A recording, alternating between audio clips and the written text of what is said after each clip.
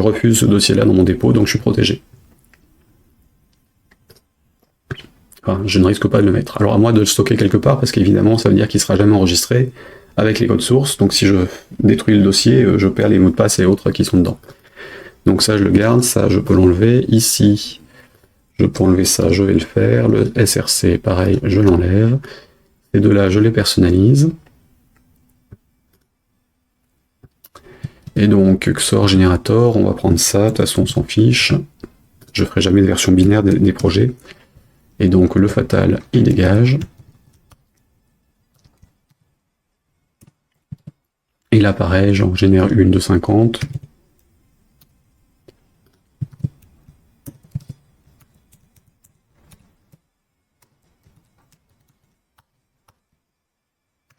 Voilà.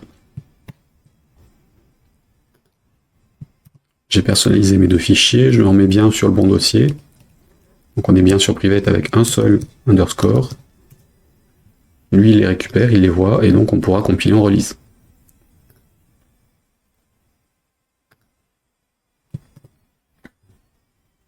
Alors je les ai pas mis ici parce que, évidemment, si je le mets dans les constantes, ce sera dans le dépôt de code, et je veux pas que ce soit dans le dépôt de code, à vous de choisir où vous les mettez.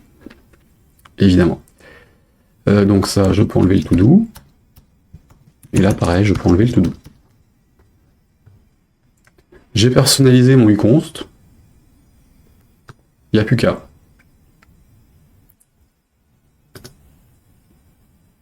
Je repasse en debug. Donc j'ai dit que je voulais 5, alors les scènes, c'est là. Il me faut 4 écrans. Donc Home, Game Over et Crédit. Donc j'ai créé 4 scènes dans mon projet. Clic droit. Nouveau. Autre. Attention, il faut vraiment hériter de la scène de base. Élément héritable, j'ai donc le truc ancêtre ici pour les scènes. Donc j'ai besoin de 4. J'ai créé les 4.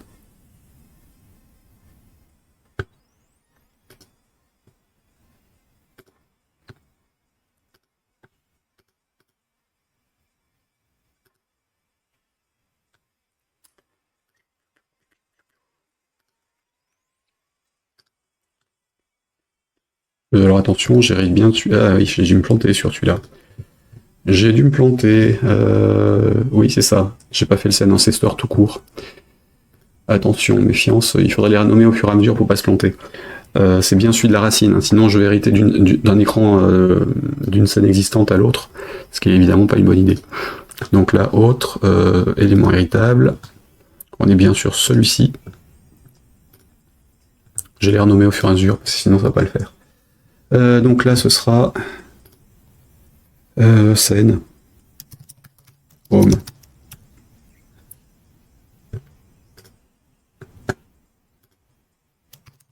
Scène, game. Alors on met ce qu'on veut hein, comme nom, mais je vais rester sur ce truc-là. Du coup, nouveau,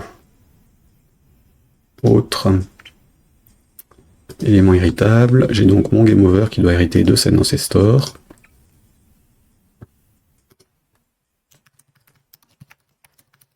Voilà, et le crédit du jeu.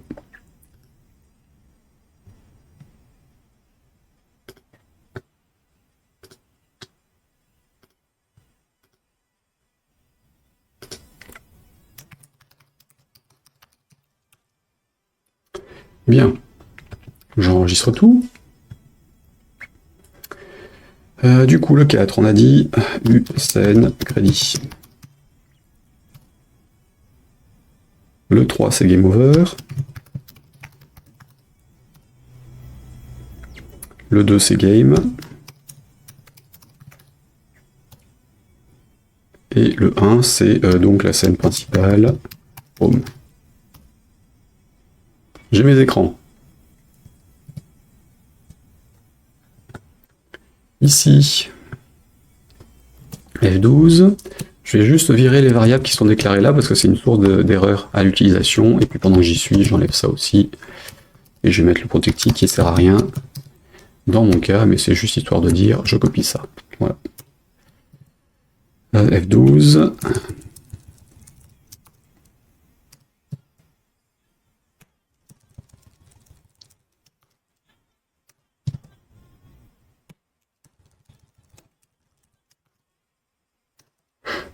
Voilà.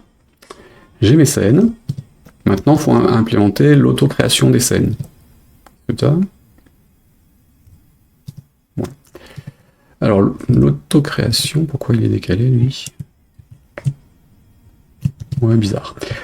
L'autocréation, en fait, il faut que je copie ce que j'ai sur les autres projets. Donc là, je vais rouvrir un des exemples du starter kit. Hein. Donc je reviens sur le starter, dans le dossier starter, dans le dossier scène. Je vais regarder ce que j'ai fait sur le home et puis je copie-colle.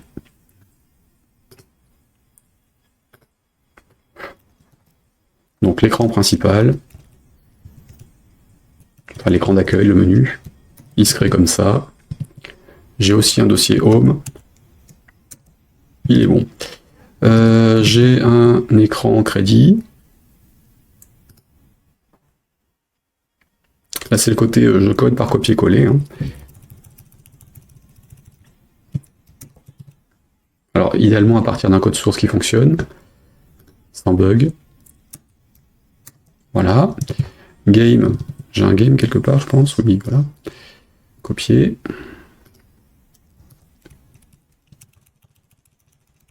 De l'intérêt de garder les mêmes noms.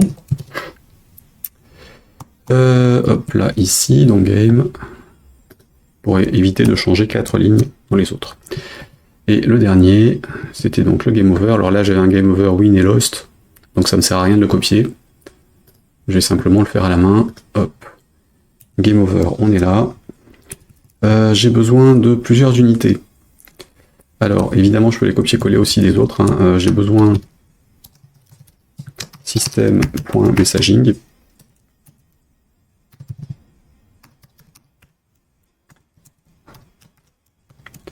Et de uconst. Et de usend. Petit CTRL F9.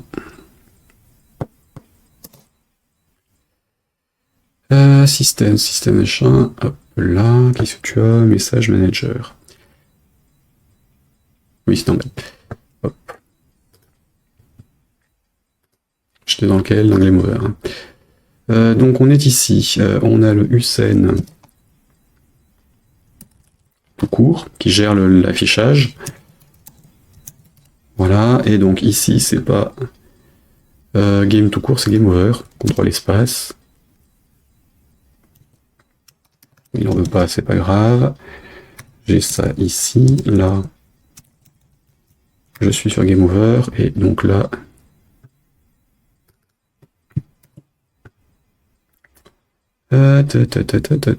Ici, on crée un Game Over, et donc c'est un type Game Over. Voilà, j'ai créé ma scène Game Over, et donc on récupère ces 3 unités-là partout.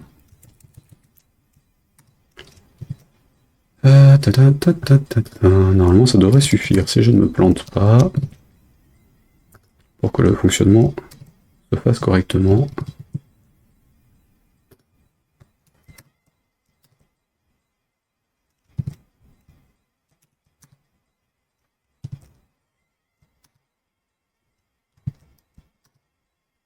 Voilà, CTRL F9. J'ai mes 4 écrans, j'ai plus qu'à les remplir. Alors le menu, il aura des boutons pour pour game, pour crédit et pour quitter. J'ai dit que j'allais prendre les boutons Egg Hunter. Je vais avant ça mettre des SODI un peu partout sur mes fichiers, sur les uses. Juste pour le dépôt de code.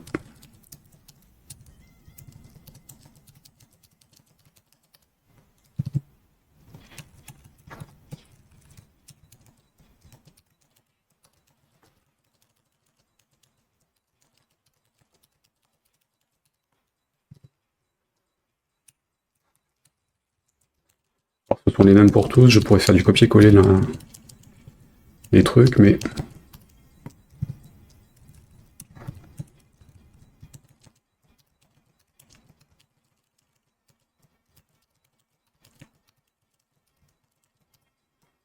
Voilà.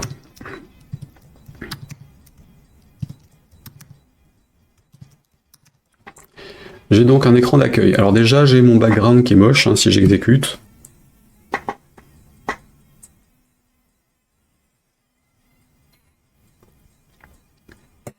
Le gris, là, je le dégage. Donc c'est mon background qui est ici.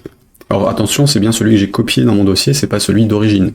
Ne modifiez jamais les fichiers du starter kit, que ça vous permettra ensuite de pouvoir faire des mises à jour derrière et de profiter des autres fonctionnalités. Donc là c'est juste un rectangle, je le dégage.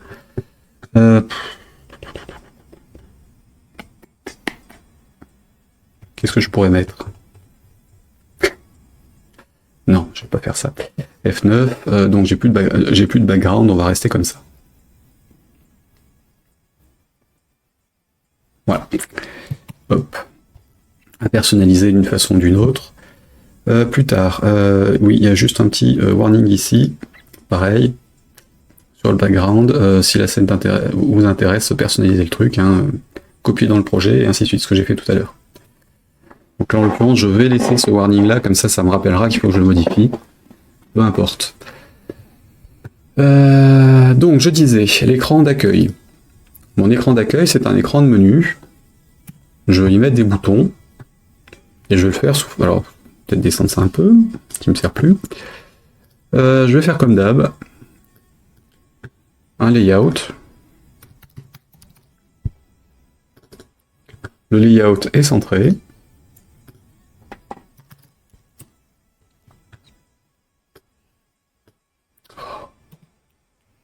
Tac. J'ai agrandi un peu. Voilà, et je vais y mettre mes boutons. Alors, mes boutons. J'ai le Hunter bouton ici. Sauf que c'est celui avec les X. Alors, je peux changer tout par code. C'est ce que je vais faire sur ce coup-là. Ça va m'éviter de recréer X frame. Donc lui, par défaut, sa taille, c'est quoi? C'est du 320 par 50. Si je le mets en top, qu'est-ce qui se passe? L'image s'adapte correctement, je peux le laisser tel quel. Donc je vais en mettre un deuxième.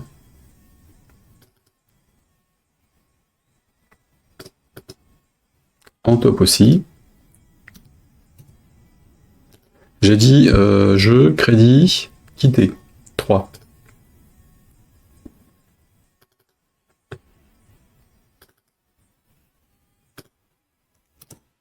Voilà, j'ai 3 boutons. Hop, je sélectionne les 3, je vais mettre une marge autour, plutôt au-dessus et en dessous.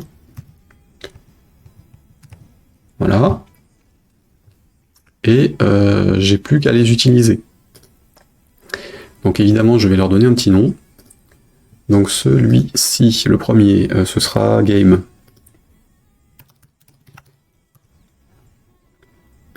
Celui-ci, donc le troisième qui s'est mis en deuxième, ce sera donc Crédit. Et lui, c'est donc le jeu. Pardon. C'est le troisième, c'est Quitter. Je peux mettre l'on-click directement, hein, comme d'habitude. Quitter, en fait, il fait un tsn.current. Tsn.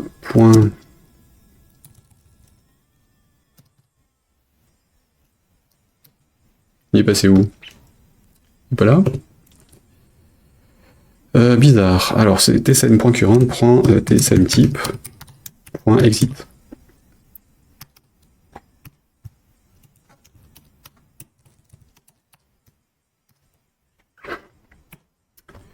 Le bouton game. Même chose. Sauf qu'on va sur le jeu. I guess. Voilà. Ça devrait être mieux. Point game.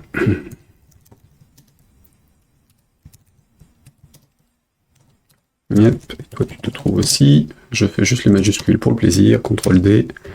Il fait les suivants. Ok.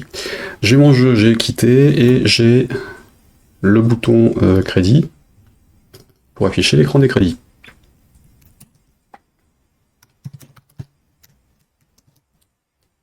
tsn.current prend tsntype.crédit.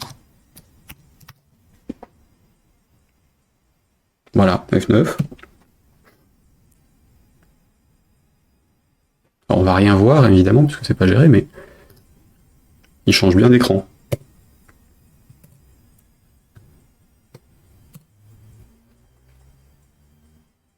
Et mon bouton kit sort bien du programme.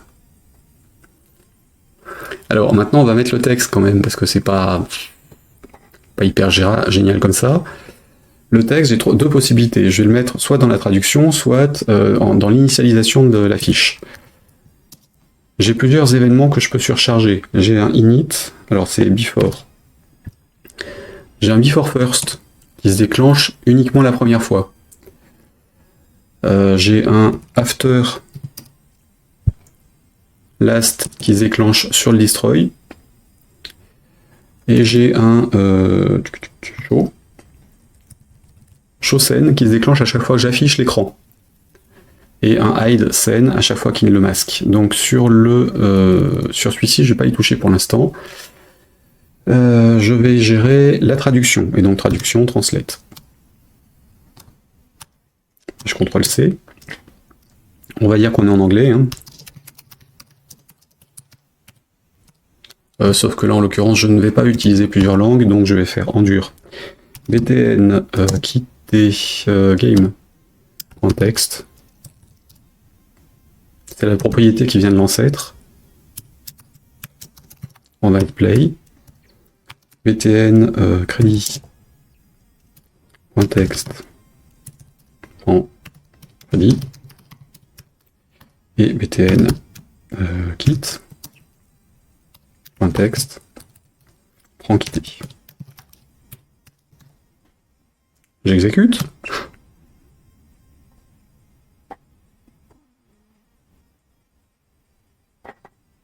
Voilà.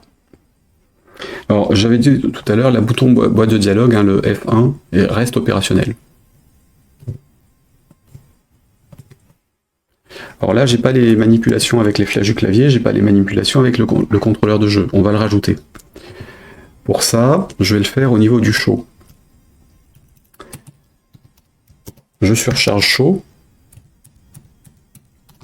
Et je vais surcharger le end, le hide aussi. Je vais déclencher mes éléments sur le show, je les efface sur le hide. Je CTRL C. Pour travailler avec ça, je vais utiliser UI éléments. UI, alors attention, je suis sur le hide. Dans le hide, Alt F11, UI éléments, c'est donc celle-ci. J'en ai besoin dans l'implémentation.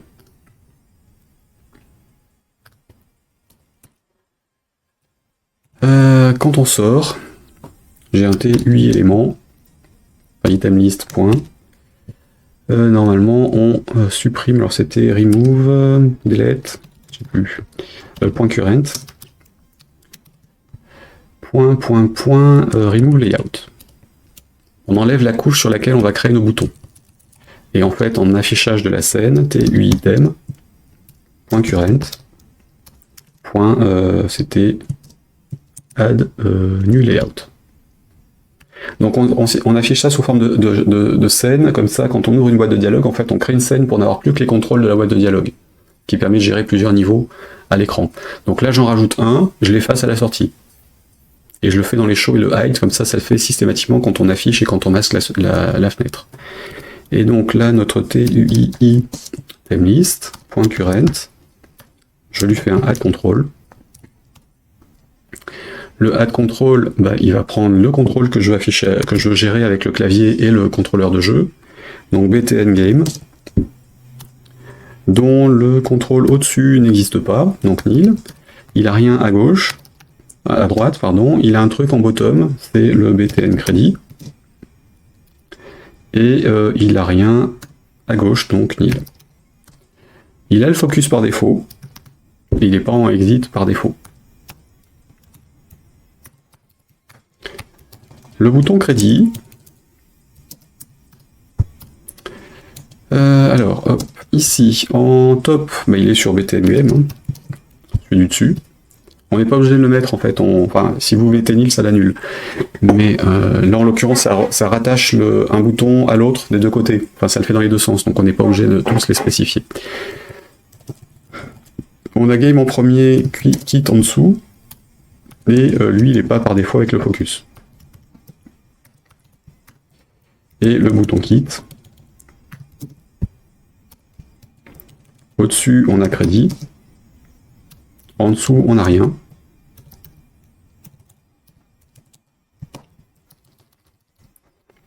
Nil. En dessous, ensuite, bah, il n'est pas avec le focus par défaut. Par contre, c'est lui qui prend le échappe. Si on veut. F9.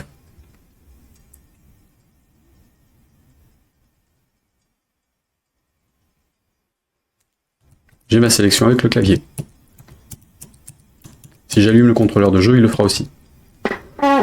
Donc, hop, j'allume la prise du game controller. Yep. Je démarre la machine.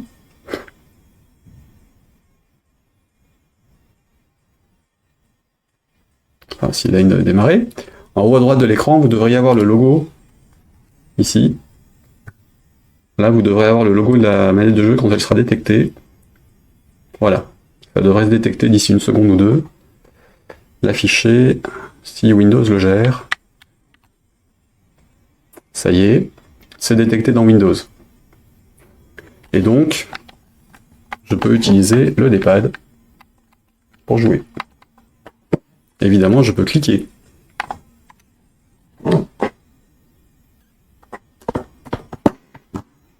Voilà. Et donc, si je le fais avec le clavier, j'ai la touche échappe qui est déclenchée. Parce qu'en fait, le bouton Kit, c'est le bouton qui a, disons, la propriété Cancel active. Et donc, si je fais échappe ou X sur le gamepad, c'est lui qui prend le focus et qui se déclenche. Donc là, on a nos boutons d'interface. Côté code, c'est quand même assez léger. Vous mettez ce que vous voulez en termes d'image, de fichiers et autres autour, et puis c'est réglé. Ensuite, on va faire l'affichage de la barre d'aide.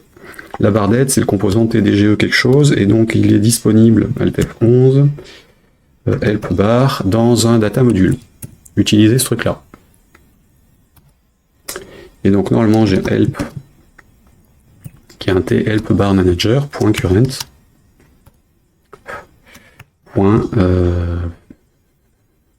c'était open, donc ça efface le contenu existant.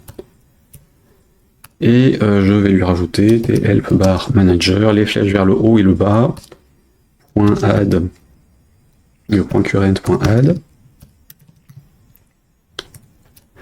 Et donc j'ai besoin des icônes. Là en l'occurrence j'ai besoin des ID des icônes. Donc on est sur qu'index. On a référencé ça au niveau du bitmap manager ici.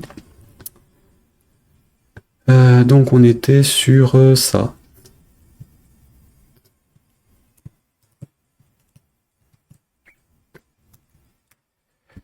Donc je veux